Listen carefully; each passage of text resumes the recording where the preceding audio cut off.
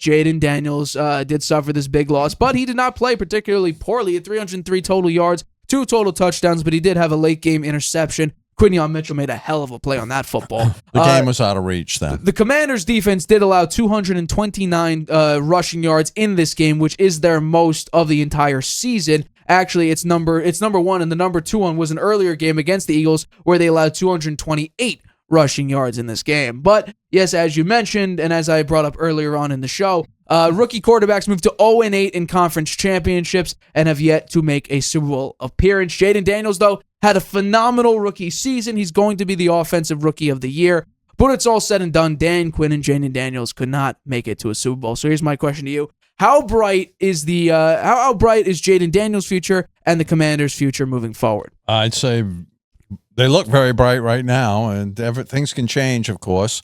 And Washington has had very little success over a very long period of time. This is very much of an anomaly, but they can hang on to their coaching staff that they have, and they can add maybe a piece or two in the draft or through free agency.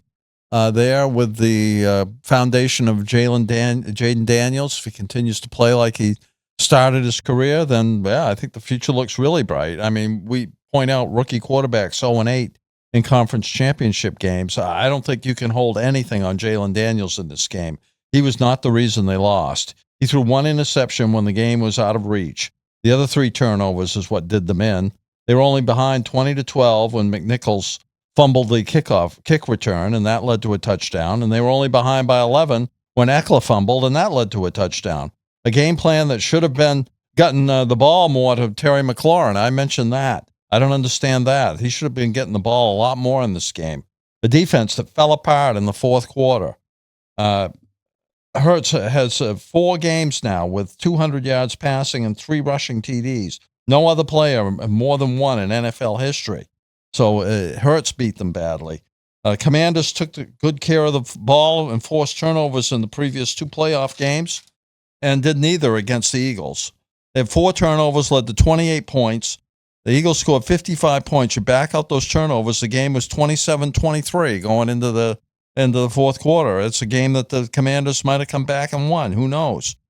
Defense only forced 2 punts, had no takeaways, and allowed 232 yards rushing. It was a horrible day for their defense.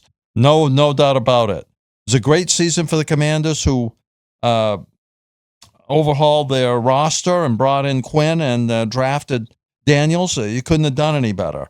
I would say Lattimore was a poor pickup. He was flagged 5 times in the 2 games against the Eagles. He gave up a 31-yard pass play on 4th and 5 in this game. And he was just, I didn't think he played very well at all. He was interfering on every play. Daniels wasn't the reason they lost and is the number 1 reason for the future optimism in D.C. Well, yeah, Marshall Lattimore had 2 penalties in this game. It's bad. It's bad. He was a bit out of control. Him and A.J. Brown got into it. Yeah. And I believe it was him who got that, was it out of bounds penalty on Saquon Barkley. He played poorly. I mean, it was a very, very bad game for the Commanders defense. But I actually think their future is extremely bright because right now they're in a division where the Eagles are their only threat. The Cowboys have a general manager who is aging and is so sort of self-centered that he said that nobody else could do a better job than him. Well, the roster is currently being held together by 3 people out of the 53 on the team.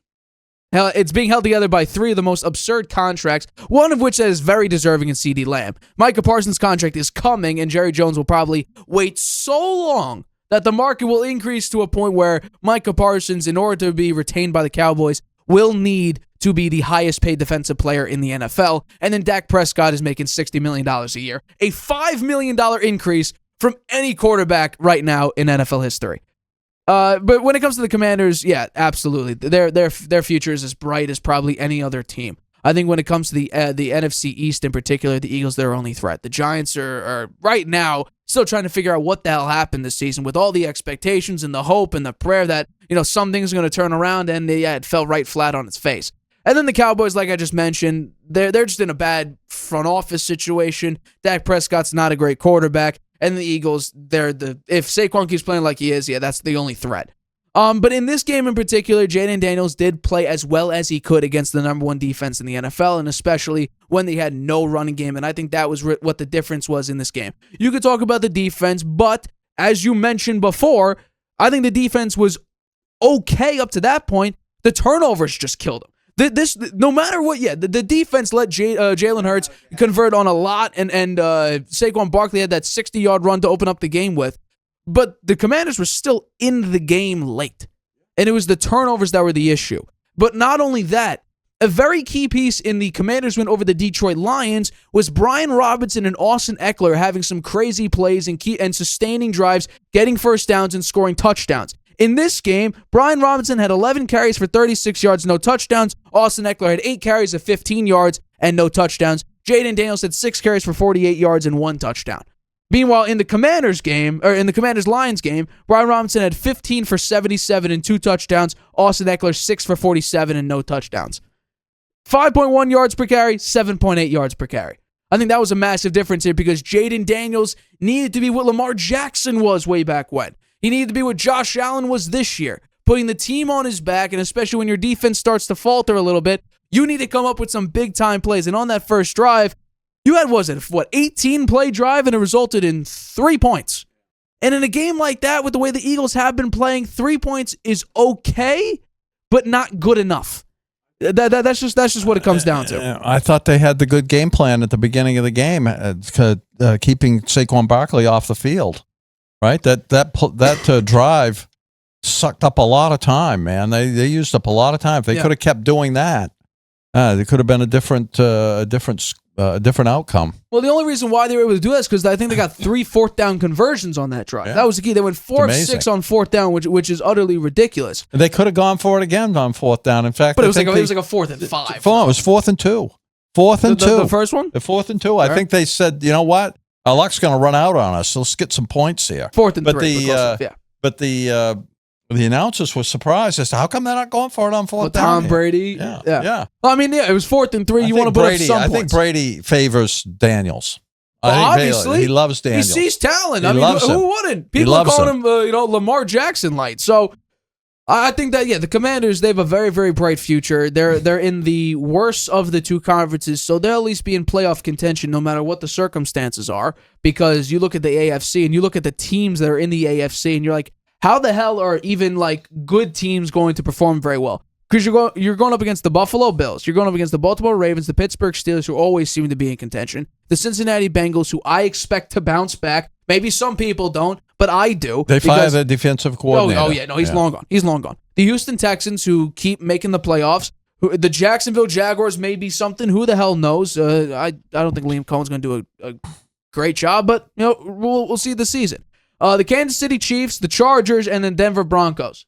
There's basically no room for error if you're a team trying to make it into the playoffs. You have to come up with some crazy big-time victories. But in the NFC, it's Detroit, it's Green Bay, it's Los Angeles, maybe? It's Seattle, maybe?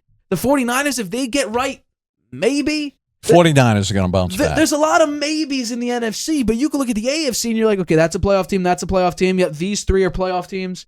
But in the NFC, there's a lot of wiggle room. So I have no fear in the Commanders being playoff relevant for several years to come. If Jayden Daniels keeps playing at this level, which I do not expect him to go out and perform the exact same way he did this season because there's always a sophomore slump. We thought C.J. Stroud midway through the year should be at least in somewhat, not a legitimate conversation, but somewhat of a conversation for MVP.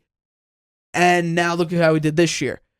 So I'm not saying they won a playoff game. Right, they did win a playoff game. And he won a back-to-back playoff games in 2 seasons. But I expect Jayden Daniels and this team to at least perform very well. I'm not saying that they come out with the 5th best offense and a top 3rd defense.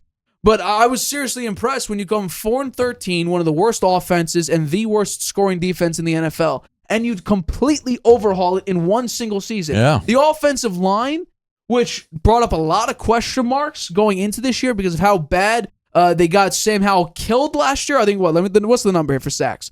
He got sacked 65 times last year, and then the offensive line, I think rightfully so, was put into question here. And Jayden Daniels did get sacked 47 times, but the way that Jayden Daniels operated while under pressure was insane for a rookie quarterback. So that offensive line discrepancy didn't really affect the offensive dominance as much as it may have done with a Sam Howell out there. But this was the 6th best third down team, the number 1 fourth down team, and the 6th best red zone team in the NFL offensively. I have no worries, no fears about the Commanders moving forward. They are going to be one of the top teams in the NFL. And Jayden Daniels, as it currently stands, is a solidified top 10. You could argue where you want to put him. If you want to put him in the top 5, I'm not going to necessarily argue with you, but my top 5 would probably be a Mahomes, a Joe Burrow, a Josh Allen, a Lamar Jackson. And then if you want to put him at 5, you can. I don't really care. I think there's a good argument for it. You could definitely argue it. But I think that you need to have Joe Burrow, Josh Allen, Lamar Jackson, and Mahomes. Those are your 4. Joe Burrow went out there, one of the worst defenses that he's ever had in his career, with an offensive line that wasn't great. And he had an insane season. And he's the only quarterback, and only player, and only MVP finalist that did not make the playoffs. If they'd been winning along the way and they'd made the playoffs this year, I think he would be the MVP. I think there wouldn't be an argument against that. He lost, recognition and visibility by them being so terrible in the first part of the season. They were horrible. Yeah. When you start with 0-3, 0-4. It was the defense. Oh, absolutely. And especially against the Baltimore Ravens, you have a rookie punter botch a field goal snap in overtime against the Baltimore Ravens, which ultimately led up to a Derrick Henry 50-yard run. They lost some games in a way that were just shocking. Oh, absolutely. Yeah, and as I forget what website did it, but the Cincinnati Bengals were rated the unluckiest team in the NFL this season based on how they lost games, the one-score games that they lost.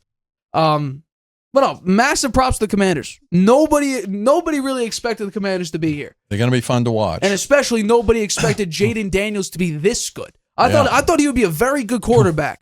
I did not expect this in year 1. Got the NFC Championship game in year 1. Absolutely. And I think that destroyed the Lions. I was never concerned with his performance on the field because we saw what he was in college. We saw that he won a Heisman. I was concerned about his size, which it did rear its ugly head occasionally with some massive hits, and he's being banged up occasionally. He got hurt. There was a very short slump midway through the year, but rebounded it at a tremendous rate, came up with some big-time victories late in the season.